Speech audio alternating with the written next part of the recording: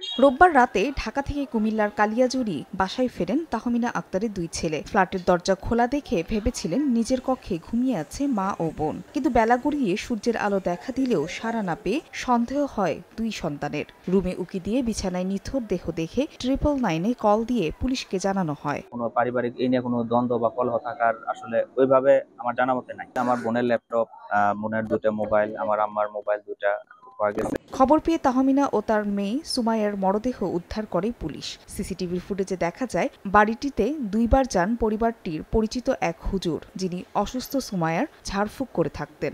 তার মায়ের চোখে একটু রক্তের দেখা যায়, রক্তের মতো দেখা যায়। আর মেয়ের গায়ে আঘাতের কোনো চিহ্ন পাওয়া যায়নি। গলায় ছোট কালো একটা দাগ আছে মেয়েটার গায়ে। প্রাথমিকভাবে ধারণা করছে একটা হত্যাকাণ্ড, আসলে আমরা লাশ উদ্ধার করেছি। অন্যদিকে পেট্রোল পাম্পে তেল চুরির টাকা ভাগাভাগি নিয়ে দ্বন্দ্বের জেরে বগুড়ায় সহকর্মী রতনের হাতে খুন হন ইকবাল। রোববার রাতে গাজীপুরের কালিয়াকৈরে অভিযান চালিয়ে তাকে গ্রেফতারের পর চাঞ্চল্যকর এ তথ্য পায় পুলিশ। এর আগে সিসিটিভি ফুটেজে দেখা যায় হাতুড়ি দিয়ে মাত্র 20 সেকেন্ডেই ইকবালের মাথায় 23 বার আঘাত করেন রতন। এতেই মৃত্যু হয় ইকবালের। হত্যার পর বগুড়া থেকে পালিয়ে গিয়েছিল রতন।